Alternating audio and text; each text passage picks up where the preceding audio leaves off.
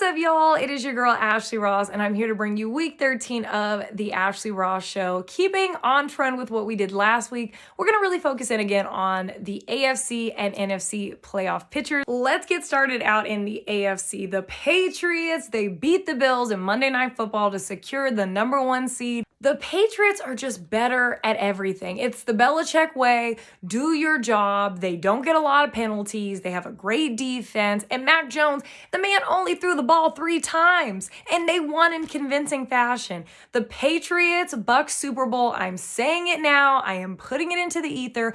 This is what we want to see in February. I know the other teams are in the mix, but if we get to see this Patriot team, not the team that played week 4 in Foxborough, if we get to see this Patriot squad against Tom Brady's full squad, I just feel like my football life would be made. I would just be good. I mean, I'd still watch football after that, but I would be good for a lifetime. I'm putting it into the ether. That's what we want come February. At the 2 seed, the Tennessee Titans. Titans were on the bye this week, but unless Derrick Henry can come back and unless he's going to be full throttle Derrick Henry come playoff time, I'm writing the Titans off. But for the sake of argument, let's go through their schedule. They get to play the Jaguars in week 14. That should be a dub. They're going to play the Steelers. Steelers found a little magic against Baltimore. We'll get into that in a second.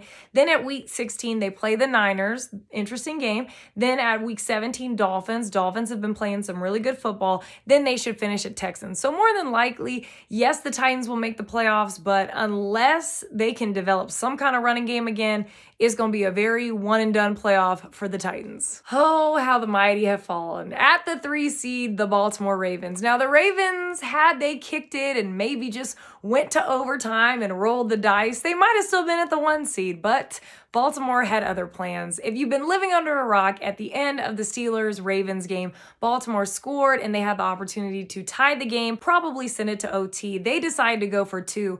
I'm going to be honest. I'm not that mad at Baltimore. I do think that in the long term, if they don't end up with a higher playoff seed and they do face a harder team early on, will we look back at that moment like, Baltimore, you kind of fumbled the bag? This is their remaining schedule. At Browns, week 14, that should be a dub. Then they face the Packers. This game could go either way. I do like Baltimore, but I just like the Packers' consistency in the way that they play. So I would go with the Packers in that game. Then at week 16, they face the Bengals. Bengals, you don't know what you're going to get. 1 week, they look all world. The next week, they're reeling a little bit. So we'll just say that for the sake of argument, it's going to be an all-world week for the Bengals because they'll be fighting for a playoff spot too. Then at week 17, the Rams, that's not going to be a gimme.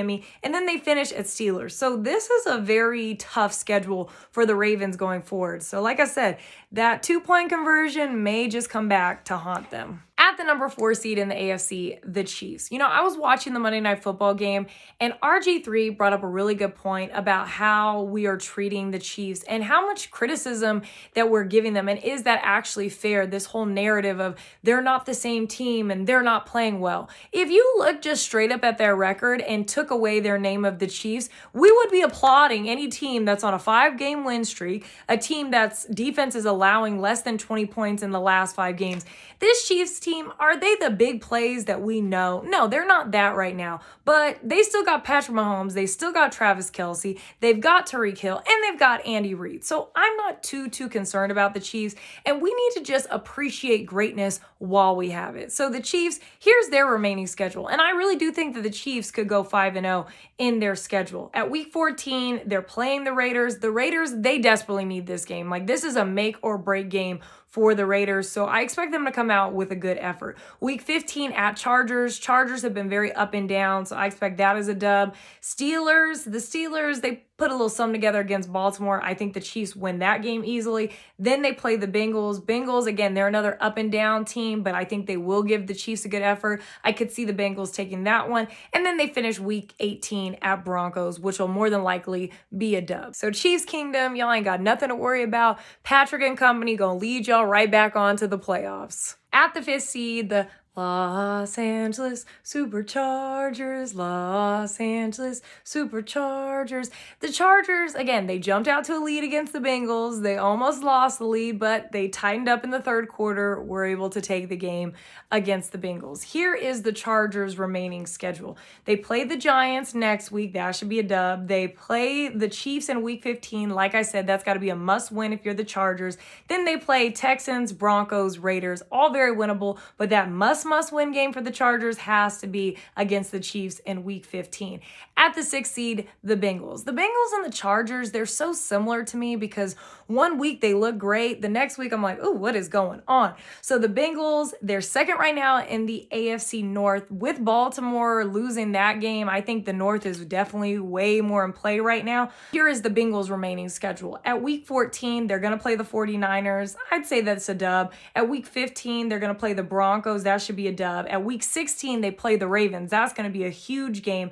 Then at week 17, they play Chiefs. That's another huge game. Then they finish at Browns. So not the easiest schedule for the Bengals, but definitely some winnable games in there if they can play like the Bengals that I know that they are. Rounding out the 7th seed of the AFC, the Bills. As harsh as I want to be on the Bills today, number one, the elements were really rough. Number two, when you run it 46 times for 222 yards, that's going to exhaust any defense. So the best of the best defenses are not going to be able to overcome that. Now, the Bills do need to look at themselves in the mirror because you knew that the weather elements were not going to be in your favor. So why did Josh Allen have 30 pass attempts? This is why when you have no run game, it comes back to haunt you. Here is the Bills' remaining schedule. They've got to play the Tampa Bay Buccaneers. I say that's an L. They get to play the Carolina Panthers. That should be a good victory dub for them. Then they get to play New England again. So they got to put this loss to New England out of their minds very quickly and gear up to play Tampa, and then in the next 2 weeks, New England again.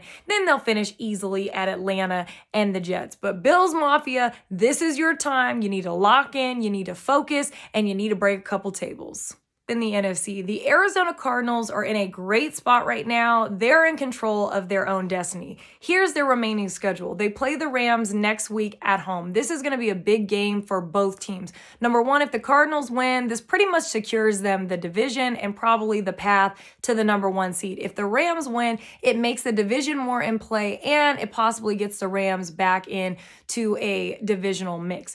Then they play the Lions. That should be a dub. Then they play the Colts. That's not a gimme, but I would probably favor Arizona in that game.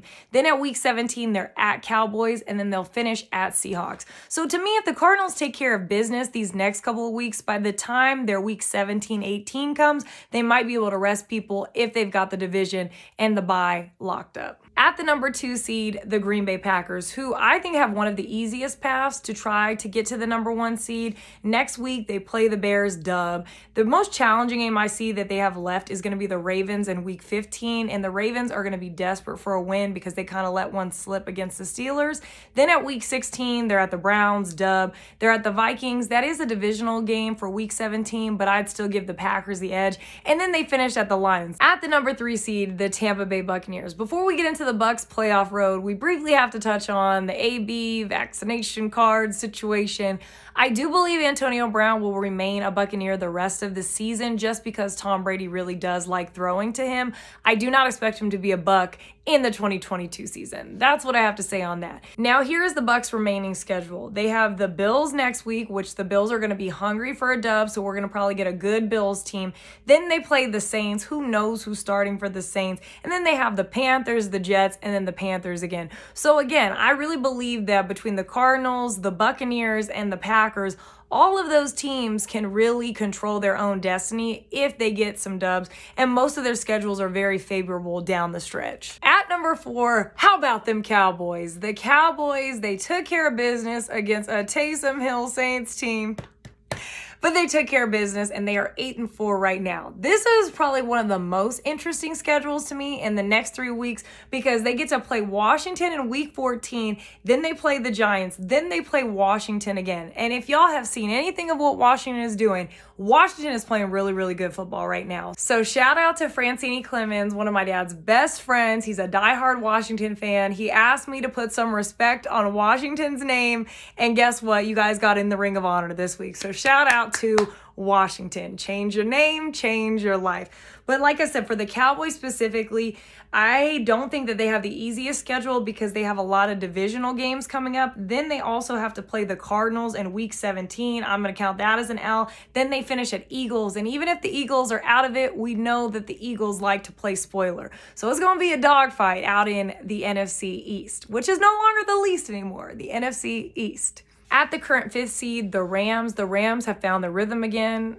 Who wouldn't find their rhythm again against Jacksonville? But shout out to the Rams. They got a much needed dub. And here is their remaining schedule. They have, like I said, the Cardinals at week 14, Monday Night Football. That's going to be a battle. Then they play Seattle. Divisional games are always tough. Then they play the Vikings. Even though the Vikings don't have the greatest record, the Vikings have been in a lot of games. Now, I don't know that they will have Dalvin Cook, so that should definitely be an advantage to the Rams. Then they got to play the Ravens. Then they got to play the Niners to finish out. So this is not a very favorable schedule for the Rams. I think more than likely they probably will stay at that 5th seed because I don't think that the way that the Rams have been playing, unless Odell just comes out here and shocks the world and just gets completely integrated into this offense, the Rams, they're probably going to be a great wild card. At the 6th wild card spot, Washington, they've won 4 games in a row. Antonio Gibson is balling right now. Taylor Heineke is looking like he's trying to be a true QB1. Washington, they got something cooking down in the Capitol. I don't know exactly what it is. I hope it's some good old crab cakes because I love me some crab cakes. Washington's remaining games, they, like I said, will play the Cowboys next week, then the Eagles, then Cowboys again, then Eagles, then finish at Giants. So that's 5 divisional games. So if they were ever going to make a push for the division, it's in these next 5 weeks. All of these games are going to count for Washington. And rounding out the 7th seed of the NFC, the 49ers. This is no shade to the Niners. This is just my honest thoughts.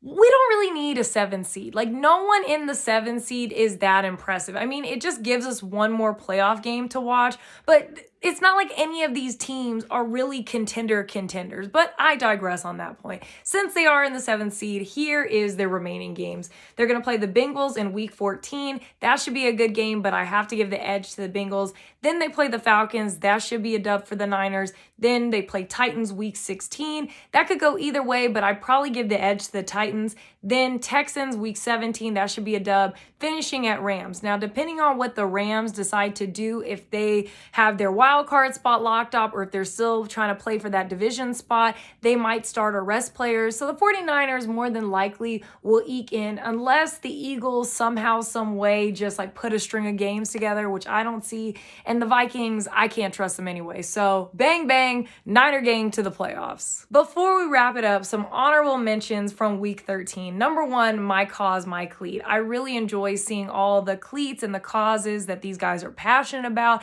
It really helps us to know the players more and to really see a different side of them other than what we get to see on Sundays. So I love my cause, my cleat. I think that they should do it twice a year. That would be great to see more. Number 2, the Detroit Lions. Detroit, you finally got on the wall this week because you are not going over in the 17-game season. And number 3, the Seattle Seahawks for beating the 49ers.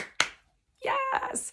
Also, too, I decided to switch on my wall this week based on the people's choice and request. Let's see if I can go through all this. This is the Cowboys, the Chiefs, the Lions, the Buccaneers, Washington, Dolphins, Green Bay, and the Patriots. So all of y'all voted, and those are who we got on the new Ring of Honor. Let me know who should go on next week. Thank you so much for joining us. I hope you guys enjoyed. We're getting into the 4th quarter of the season. I can't wait. We got some good football coming up. Thank you guys again. Make sure you subscribe, follow me on Instagram, and like always, take care. Bye, y'all.